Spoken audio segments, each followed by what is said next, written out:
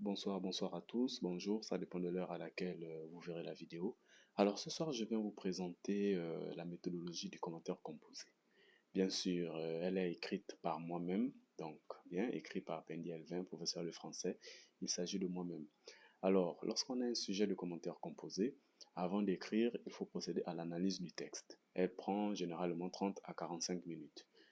Alors, en un, en un, il faut lire plusieurs fois le texte, à voix basse si possible, en repérant le genre du texte, le mouvement littéraire, la situation d'énonciation, le thème principal du texte. En deux, il faut relever les procédés d'écriture. Dans les procédés d'écriture, il s'agit notamment de repérer les figures de style, les registres littéraires, donc lyrique, tragique, comique, les champs lexicaux, types et formes de phrases et les temps verbaux. En trois, il faut trouver une problématique. Il s'agit d'une question ouverte qui interroge le sens ou les enjeux du texte. Exemple, comment le texte met-il en valeur la puissance de l'imagination poétique? En quatre, il faut élaborer un plan en deux ou trois parties selon une progression logique. Donc, selon les axes de lecture qui vous sont proposés, vous présenterez un plan. Donc, lorsque généralement il y a deux axes de lecture qui vous sont proposés, donc ça veut dire que nous avons un plan en deux parties.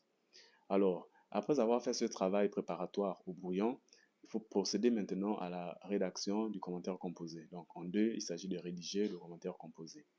Alors, dans la rédaction du commentaire composé, on a l'introduction. L'introduction est composée de l'amorce, donc accroche culturelle ou littéraire, de la présentation de l'auteur et de l'œuvre, une présentation rapide du texte, situation, genre et le thème abordé dans le texte, l'annonce de la problématique et l'annonce du plan. Une fois qu'on a écrit l'introduction, généralement après l'introduction au brouillon, on peut écrire la conclusion parce que ce sont les points méthodiques qu'on enseigne souvent.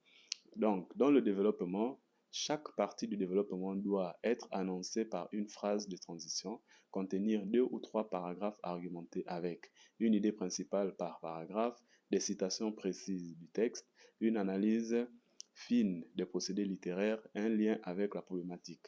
Donc ici, il est question maintenant de développer les axes de lecture.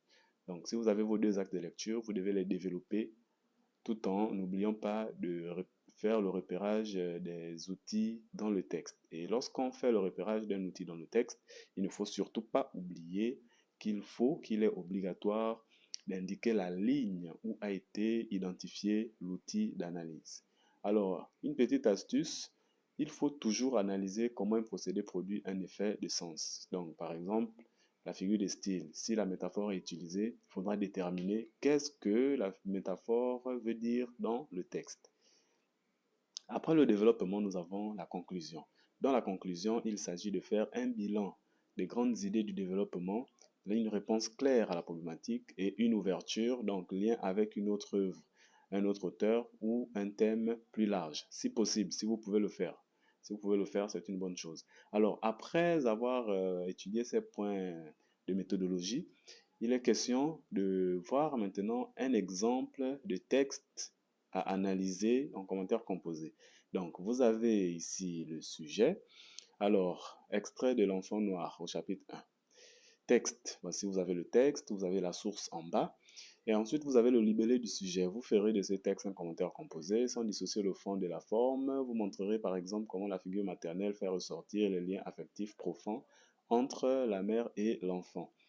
Donc, là, vous avez l'introduction. Si on pouvait décortiquer cette introduction, on se rendrait compte que cette introduction reprend tous les éléments que nous avons cités plus haut. Donc, dans l'introduction, surtout, il ne faut jamais oublier de souligner les titres des œuvres. Il ne faut jamais oublier cet élément-là. Après l'introduction, on saute deux à trois lignes et on passe au développement. On développe les axes de lecture qui ont été identifiés déjà dans le sujet, on développe les axes de lecture et on arrive à la conclusion.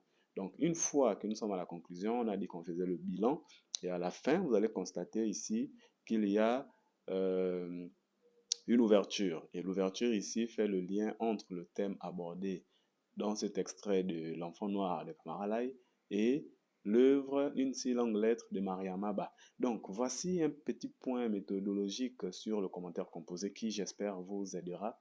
Et pour ceux qui veulent avoir le document physique, vous pouvez me contacter. Voilà. C'est pas gratuit quand même. Ouais. Hein, on a trop travaillé gratuitement. Donc, voici pour vous. Surtout, n'hésitez pas à partager la vidéo, à me contacter si vous avez des questions. J'y répondrai volontiers. Bonne soirée à vous, bonne journée à vous. Ça dépend du moment. Et surtout, prenez soin de vous. Bientôt le bac.